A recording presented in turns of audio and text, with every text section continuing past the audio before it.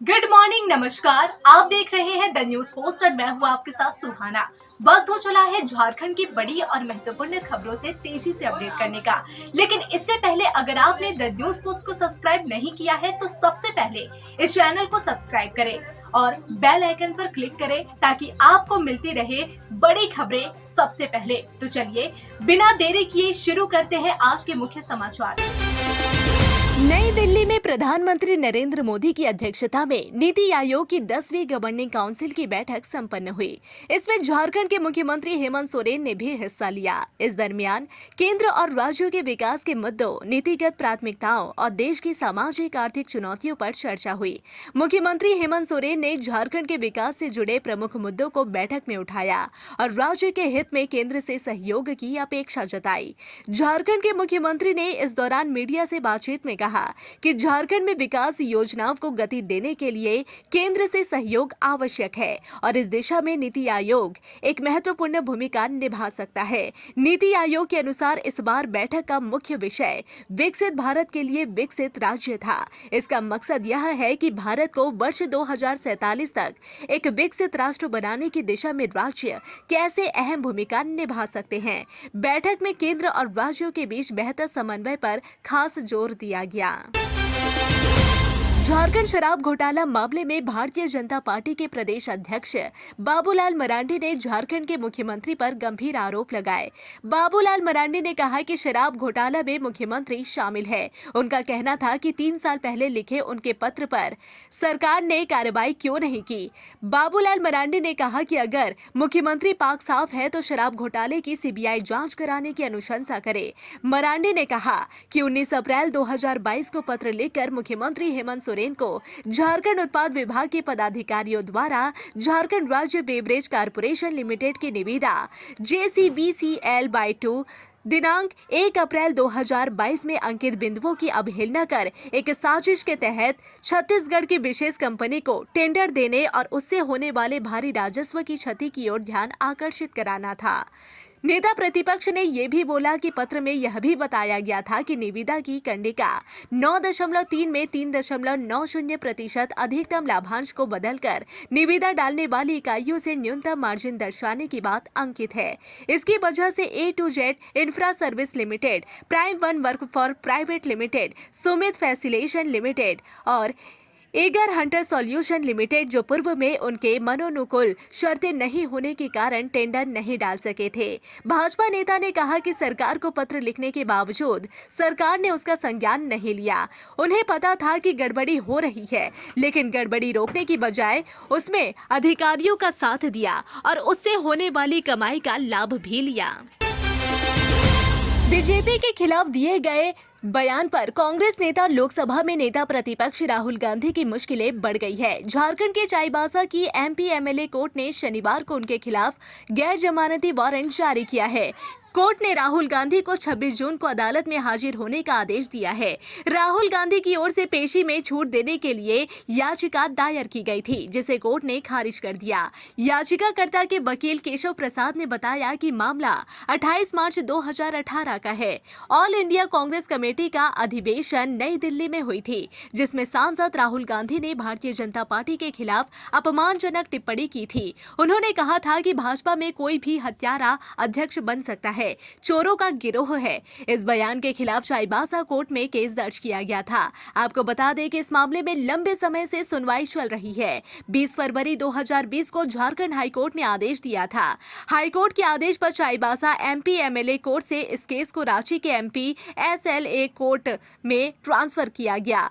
MP SLA special court ने इसी साल राहुल गांधी को समन भेजा था, लेकिन वे कोर्ट में उपस्थित नहीं हुए। फिर उन्हें स्पेशल MP MLA कोर्ट से जमानती वारंट जारी किया गया। इसमें भी वह अदालत में पेश नहीं हुए। इसके बदले उनके वकील ने झारखंड हाईकोर्ट में वारंट रोकने के लिए अर्जी दायर की, जिसे कोर्ट ने डिस्पोजल कर दिया। अब एक बार फिर चाईबासा MP MLA कोर्ट ने सांसद राहुल गांधी के खिलाफ गैर जमानती वारंट जारी किया है। देवघर जिले के पालाजोरी में मिराज अंसारी की पुलिस हिरासत में हुई संदिग्ध परिस्थितियों में मौत के बाद माहौल अभी भी गर्म है।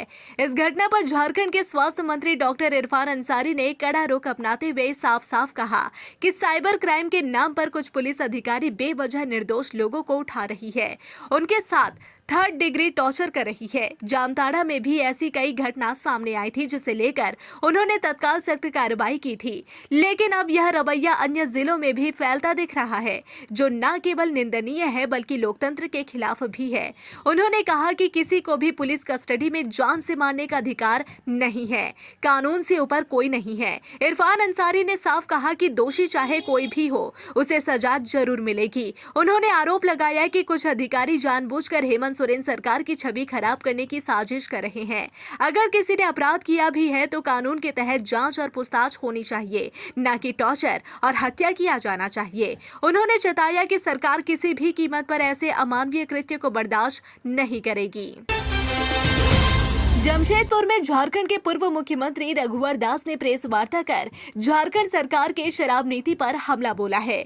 उन्होंने कहा कि झारखंड की हेमंत सरकार ने एक बार फिर माना कि हमारी सरकार के समय 2018 में बनाई गई नियमावली मौजूदा सरकार की तरफ से बनाए गए नियमों की तुलना में ज्यादा राज्य हित और जनहित में थी। हेमंत सरकार की 2025 की शराब नियमावली के निर्माण में 2018 की नियमावली को ही मुख्य आधार बनाया गया है। राज्य सरकार ने इस बात को माना कि 2018 की नीति राज्य हित और जनहित में थी। इस नीति से राज्य का राजस्व दोगुना हुआ था। 2018-19 में 1082 करोड़ का राजस्व 2019-20 में बढ़कर 2009 करोड़ रुपए हो गया था। पूर्व मुख्यमंत्री रघुवर दास ने आरोप लगाया कि झारखंड में वर्तमान सरकार की स्वार्थ आधारित नियमावली के कारण झारखंड राज्य की पूरी छवि पूरे देश में धूमिल हुई है और जनहित का भी व्यापक नुकसान हुआ है। वर्तमान नियमावली का भी पालन कठोरता से करना होगा, तभी इसके सकारात्मक परिणाम हासिल होंगे। इधर पूर्व मुख्यमंत्री रघुवर दास के शराब नीति के खिलाफ दिए गए बयान पर राज्य के शिक्षा मंत्री रामदास सोरेन ने पलटवार किया है। मंत्री रामदास सोरेन ने कहा कि रघुवर दास जी वे राज्यपाल के पद पर रह चुके हैं, वे अभी बीजेपी के दरवाजे पर बैठे हैं। पार्टी ने अभी उन्हें पूरी तरह से कोई दायित्व नहीं दिया है। उनका कहना था कि जब झारखंड की हेमंत सोरेन की सरकार राज्य में आदिवासियों के हित में काम कर रही है तो वे सिर्फ बयानबाजी कर रहे हैं। उन्होंने सवाल किया कि जब वे राज्य के मुख्यमंत्री थे तब क्या काम किए जो आदिवासियों के हित में हुआ। मुख्यमंत्री हेमंत सोरेन ने इस साल 11 जुलाई से आयोजित होने वाले विश्व प्रसिद्ध राजकीय श्रावणी मेला को और भी भव्य बनाने के निर्देश दे दिए हैं। साथ ही श्रद्धालुओं की सुरक्षा और सुविधा का पूरा ध्यान देने को कहा है। उन्होंने कहा कि इस मेला में देश विदेश से भक्त आते हैं, ऐसे में उनकी सुरक्षा और सुविधाओं का पूरा ध्यान रखा जाना चाहिए। मुख्यमंत्री ने शुक्रवार को श्री कृष्ण लोक प्रशासन संस्थान स्थित सभागार में इस राजकीय मेला की तैयारियों को लेकर बाबा बैद्यनाथ धाम बासुकीनाथ तीर्थ क्षेत्र विकास प्राधिकार एवं वरीय पदाधिकारियों के साथ उच्च स्तरीय समीक्षा बैठक की। इस क्रम में उन्होंने सारी आवश्यक तैयारियां समय पर पूरी करने के निर्देश अधिकारियों को दिए हैं। गढ़वा में झारखंड मुक्ति मोर्चा ने स्थानीय विधायक सत्येंद्र नाथ तिवारी के खिलाफ भ्रष्टाचार, भाई भतीजावाद और जन विरोधी कार्यशैली को लेकर गंभीर आरोप लगाए हैं। शुक्रवार को शहर के घंटाघर चौक पर झामुमो द्वारा लापता विधायक खोजो कार्यक्रम का आयोजन किया गया, जिसमें आमजन के बीच पर्चे बांटे गए और विधायक के 6 महीने के कार्यकाल का रिपोर्ट कार्ड जारी किया गया। कार्यक्रम में झामुमो के केंद्रीय समिति सदस्य धीरज दुबे ने कहा कि गढ़वा की जनता ने विश्वास के साथ वोट दिया था, लेकिन विधायक ने जनता के भरोसे को ठगने का काम किया है। उन्होंने आरोप लगाया कि विधायक के इशारे पर अधिकारी वर्ग पर योजनाओं में लूट और कमीशनबाजी में सहयोग करने का दबाव बनाया जा रहा है। अहिल्याबाई होलकर की 300वीं जयंती बीजेपी महिला मोर्चा मना रही है। इसी के तहत झारखंड प्रदेश भाजपा महिला मोर्चा द्वारा प्रदेश भर में एक कार्यक्रम चला रही है। इसी कड़ी में महिला मोर्चा की प्रदेश अध्यक्ष आरती सिंह ने देवघर के मधुपुर में बैठक की। इस बैठक में निर्णय लिया गया कि बड़ी संख्या में पार्टी की महिलाएं आगामी 28 मई को देवघर में भव्य शिवलिंग यात्रा निकाली जाएगी। यह यात्रा स्थानीय शिवलोक परिसर से निकलकर विभिन्न चौक चौराहे से गुजरते हुए बाबा मंदिर तक निकलेगी। लातेहार पुलिस ने जेजेएमपी उग्रवादी संगठन के सुप्रीमो पप्पू लोहरा को मार गिराया। जिले के एसपी कुमार गौरव के नेतृत्व में सीआरपीएफ और झारखंड पुलिस की टीम ने बड़ी कार्रवाई करते हुए 10 लाख के इनामी पप्पू लोहरा और उग्रवादी प्रभात को मुठभेड़ में मार गिराया। यह मुठभेड़ की घटना लातेहार जिले के इचाबार के जंगल में हुई है। दरअसल सपा को सूचना मिली थी कि पप्पू लोहार अपने संगठन के सदस्यों के साथ इचाबार के जंगल में बड़ी घटना को अंजाम देने के लिए जुटे हुए हैं, जिसके बाद पुलिस अधिकारियों और सुरक्षा बलों के द्वारा सर्च ऑपरेशन चलाया गया। इसके बाद मुठभेड़ में पप्पू लोहरा मारा गया। अधिकारियों ने मीडिया को बताया कि मृतक नक्सली पप्पू लोहरा और प्रभात पर कई नक्सली हिंसा के मामले दर्ज थे। वर्ष 2021 में पप्पू के दस्ते के साथ झारखंड जगुआर की टीम की मुठभेड़ हुई थी, जिसमें डिप्टी कमांडेंट राजेश कुमार शहीद हो गए थे। इसके अलावा कई अन्य हिंसक मामले भी दर्ज थे, जिसमें पुलिस के साथ मुठभेड़ और आम लोगों की हत्या का मामला भी दर्ज था। अधिकारियों ने पुलिस वार्ता के दौरान कहा कि जो भी नक्सली मुख्य धारा से भटके हुए हैं वह पुलिस के समक्ष आत्मसमर्पण करे और आत्मसमर्पण नीति का लाभ लेकर बेहतर जिंदगी में वापस आए। यदि नक्सलियों ने नक्सलवाद का रास्ता नहीं छोड़ा तो उन्हें अंजाम भुगतना होगा। सरायकेला खरसावां जिला के आदित्यपुर थाना अंतर्गत गम्हरिया चित्रगुप्त नगर से एक दिल दहला देने वाला मामला प्रकाश में आया है, जहां टाटा स्टील कर्मी कैंसर पीड़ित कृष्ण कुमार ने अपनी पत्नी और 2 बेटियों समेत फांसी लगाकर आत्महत्या कर ली। इसके बाद इलाके में सनसनी फैल गई है। सूचना मिलते ही आदित्यपुर थाना पुलिस दल बल के साथ मौके पर पहुंची और चारों के शव को कब्जे में लेकर मामले की तफ्तीश में जुट गई है। पुलिस ने कृष्ण कुमार के कमरे से एक सुसाइड नोट भी बरामद किया है। बताया जा रहा है कि इसमें पैसे के लेन देन का जिक्र है। हालांकि पुलिस ने इस बारे में कोई जानकारी नहीं दी। धनबाद में शनिवार को एक निर्माणाधीन अपार्टमेंट के बेसमेंट में बीसीसीएल के रिटायर्ड कर्मी का शव मिला है। मृतक की पहचान 70 वर्षीय इंद्रदेव प्रसाद सिंह के रूप में हुई है। शुक्रवार की शाम को इंद्रदेव एक गृह प्रवेश कार्यक्रम में शामिल होने के लिए घर से निकले थे। देर रात तक वापस नहीं लौटने पर परिजनों ने उनकी तलाश शुरू की। खोजबीन के दौरान उनका शव अपार्टमेंट के बेसमेंट में लिफ्ट के पास मिला। धनबाद थाना पुलिस ने शव को पोस्टमार्टम के लिए शहीद निर्मल महतो मेडिकल कॉलेज एंड अस्पताल भेज दिया है। परिजनों का कहना है कि यह सामान्य दुर्घटना नहीं हो सकती। उन्होंने प्रशासन से मामले की निष्पक्ष जांच की मांग की है। धनबाद थाना प्रभारी के अनुसार घटना स्थल के आसपास लगे सीसीटीवी फुटेज की जांच की जा रही है। पोस्टमार्टम रिपोर्ट आने के बाद आगे की कार्रवाई की जाएगी। प्रथम दृष्टया मामला संदिग्ध प्रतीत होता है। पुलिस ठोस साक्ष्य जुटाने में जुटी है। सिमडेगा जिले के कोलेबीरा थाना क्षेत्र के चर्चित मामला लचरागढ़ आजीविका महिला संकुल संगठन के खाते से अवैध तरीके से 62 लाख की फर्जी निकासी का मामला 16 मई को सामने आया था। मामले में पुलिस ने बड़ी सफलता हासिल करते हुए 4 लोगों को गिरफ्तार कर जेल भेज दिया। इस मामले पर थाना प्रभारी शशि शंकर ने बताया कि मोबाइल लिंक से यह गिरफ्तारियां हुई है। हालांकि इनकी गहनता से जांच की जा रही है। आगे बाकियों की गिरफ्तारी के लिए कार्रवाई की जा रही है। गढ़वा में बियर के पैसों को लेकर हुए विवाद में होटल मालिक पर गोली चलाने के मामले में पुलिस ने 4 आरोपियों को गिरफ्तार कर लिया है। घटना 15 मई की रात की बताई जा रही है। विराट होटल के मालिक सोनू कुमार उर्फ सन्नी ने 3 बोतल बियर के लिए 600 रुपए मांगे थे। रवि चंद्रवंशी ने फोन पे से 560 रुपए का भुगतान किया। 40 रुपए कम होने पर होटल मालिक और छोटू तिवारी के बीच विवाद हो गया। इसके बाद छोटू ने अपने साथियों के साथ होटल मालिक पर गोली चला दी। गोड्डा में 2 महीने पहले जिस लड़की ने अपने परिवार वालों से विरोध कर अपने प्रेमी संग विवाह रचाई थी, कमरे में फंदे से झूलते हुए दिखाई पड़ी। ये दर्दनाक घटना पथरगामा थाना क्षेत्र से आई है, जहां थाना क्षेत्र के लखन पहाड़ी गांव में बंदना नामक नवविवाहिता का फंदे से लटकता शव मिलने की सूचना पथरगामा थाना को मिली थी। पुलिस जब मौके पर पहुंची तो गांव वालों की मदद से बंदना के शव को फंदे से उतारा गया। ग्रामीणों का कहना था कि बंदना के ससुराल वाले सभी फरार हो गए हैं। फिलहाल पुलिस पूरे मामले की जाँच कर रही है। गुमला के बसिया प्रखंड में दो अलग अलग सड़क दुर्घटना में 2 लोगों की जान चली गई। वहीं 3 लोग गंभीर रूप से घायल हो गए। सभी को गुमला सदर अस्पताल रेफर कर दिया गया है। पहली घटना बसिया थाना क्षेत्र के कालिका गांव की है, जहां 2 तेज रफ्तार बाइक सवार की आमने सामने में भिड़ंत हो गई, जिसमें एक युवक की जान चली गई है। वहीं 3 लोग गंभीर रूप से घायल हो गए। वहीं दूसरी घटना बसिया थाना क्षेत्र के अंतर्गत पैतरा गांव की है, जहां एक बाइक सवार को तेज रफ्तार पिकअप वैन ने जोरदार टक्कर मार दी, जिसके कारण घटनास्थल पर ही युवक की दर्दनाक मौत हो गई। गोड्डा जिला में लगातार हो रही बारिश के चलते हरना नदी में अचानक बाढ़ आ गई, जिसमें एक किशोर और एक बुजुर्ग बह गए। घटना पथरगामा थाना के विशाखा गांव के पास हरना नदी की बताई जा रही है। जानकारी के मुताबिक 14 साल के राहुल कुमार और 50 वर्षीय बाबूलाल टुडू दोनों भगवान चक गांव के रहने वाले हैं, जो हरना नदी के किनारे बकरी चरा रहे थे। तभी नदी में अचानक पानी का तेज बहाव आ गया।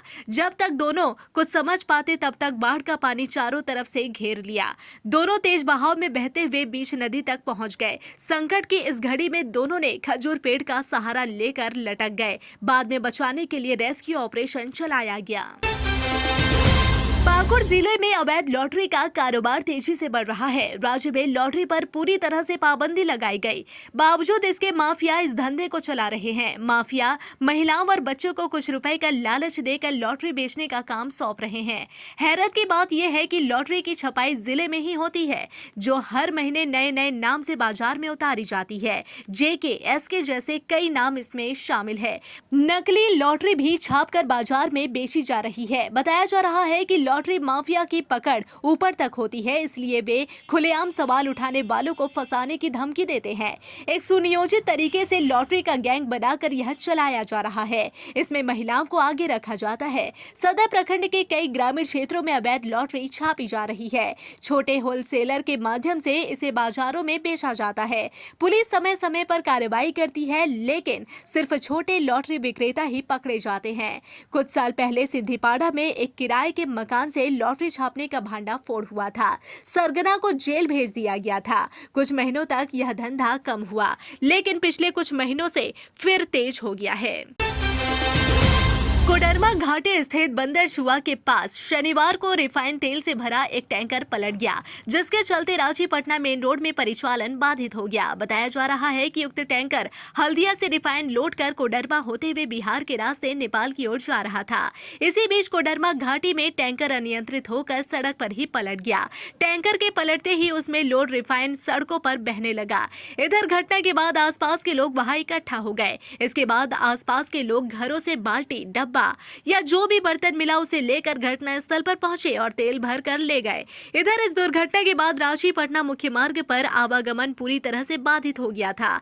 इधर घटना की जानकारी मिलते ही कोडरमा थाना प्रभारी अरविंद कुमार ने वहां पर पुलिस बल को भेज दिया। इसके बाद सब कुछ ठीक हुआ। कोडरमा में अवैध अभ्रक उत्खनन से एक और जान चली गई। सिविल कोर्ट के पीछे जंगल में अभ्रक चौल धंसने से 45 वर्षीय कंचन देवी की मौत हो गई। कंचन देवी शिव मोहल्ला की रहने वाली थी। घटना उस समय हुई जब कंचन देवी अन्य महिलाओं के साथ ढिबरा डस्ट के ढेर में अभ्रक चुनने गई थी। अचानक चौल धंस गई और वह मलबे में दब गई। घटना के बाद कंचन के साथ गई महिलाओं ने शोर मचाया। आसपास के लोगों ने उसे बाहर निकाला और सदर अस्पताल ले गए। चिकित्सकों ने उसे मृत घोषित कर दिया। यह घटना पिछली घटना के महज 15 दिन बाद हुई है। इससे पहले लोमचांची जंगल में अवैध उत्खनन के दौरान 2 लोगों की मौत हुई थी। उस मामले में वन विभाग के रेंजर ने अवैध उत्खनन करवाने वालों पर मुकदमा दर्ज किया गया था। कोडरमा जिले में माइका का अवैध उत्खनन बड़े पैमाने पर हो रहा है। खासकर जंगली इलाकों में यह काम धड़ल्ले से चल रहा है। इससे न केवल जंगलों का विनाश हो रहा है, बल्कि लोगों की जान भी जा रही है। पाकुड़ में द न्यूज पोस्ट की प्रकाशित खबर पर असर दिखाया है। उपायुक्त मनीष कुमार के निर्देश पर शहर भर में बाल श्रम के खिलाफ विशेष अभियान चलाया गया। श्रम प्रवर्तन पदाधिकारी गिरीश चंद्र प्रसाद के नेतृत्व में होटल, गैरेज और अन्य व्यावसायिक प्रतिष्ठानों में छापेमारी की गई। इस अभियान में जन लोक कल्याण परिषद, चाइल्ड लाइन और एक्सेस टू जस्टिस के सदस्य भी शामिल रहे। जमशेदपुर झारखंड राज्य का पहला ट्राइबल म्यूजियम दलमा में बनकर तैयार है, जिसमें जनजातीय संस्कृति का नजारा दिखेगा। इस म्यूजिकल में 14 गैलरी बनाई गई, जिसमें 32 जनजातीय जीवन के हर पहलू को दर्शाया गया। दलमा में घूमने आए देश और विदेश के सैलानियों के बीच म्यूजियम आकर्षण का केंद्र बना हुआ है। नेशनल सब जूनियर क्लासिक महिला पुरुष पावर लिफ्टिंग चैंपियनशिप में सिमडेगा के अक्रम ने देश, राज्य और जिले का नाम रोशन किया है। महाराष्ट्र के कोल्हापुर में आयोजित नेशनल सब जूनियर क्लासिक महिला पुरुष पावर लिफ्टिंग चैंपियनशिप में लसिया गांव के अक्रम ने कांस्य पदक जीता। 23 मई को महाराष्ट्र के कोल्हापुर में पावर लिफ्टिंग चैंपियनशिप का आयोजन किया गया था। इसमें अक्रम अहमद ने 93 kg सब जूनियर कैटेगरी में 267.5 kg का वजन उठाकर तीसरा स्थान हासिल किया। इस चैंपियनशिप में कुल 400 लड़के और लड़कियों ने पूरे देश से आकर अपना दम दिखाया। झारखंड के ज्यादातर जिलों में आने वाले कुछ दिनों तक मौसम का मिजाज बदला रहेगा। मौसम विज्ञान केंद्र रांची के अनुसार राज्य भर में बारिश का सिलसिला इसी तरह बना रहेगा। लोगों को तपती गर्मी से राहत भी मिलती रहेगी। इसी दरमियान 29 मई तक अधिकतम तापमान 40 डिग्री सेल्सियस के नीचे ही रहेगा। इसके साथ ही तेज रफ्तार से हवाएं भी चलेंगी, जिससे मौसम और सुहावना बन जाएगा। राज्य के कई इलाकों में गर्जन, वज्रपात और हल्की से मध्यम दर्जे की बारिश की संभावना जताई गई है। मौसम केंद्र की ओर से जारी रिपोर्ट बता रही है कि 25 और 26 मई को राज्य के उत्तर पूर्वी भाग के 8 जिलों में मेघ गर्जन और हल्के से मध्यम दर्जे की बारिश होगी। 50 की रफ्तार से हवा चलेगी। वज्रपात की भी संभावना है। 27 और 28 मई को भी राज्य में कहीं कहीं पर मेघ गर्जन के साथ 50 किलोमीटर प्रति घंटे की रफ्तार से हवा चलेगी। इस दौरान हल्की से मध्यम दर्जे की बारिश होगी। राजधानी रांची और उसके आसपास के इलाके की मौसम की अगर बात करें तो 28 मई तक मेघ गर्जन और बारिश की संभावना बनी हुई है। इस दौरान औसत अधिकतम पारा 33 डिग्री और न्यूनतम पारा 23 डिग्री रहने वाला है।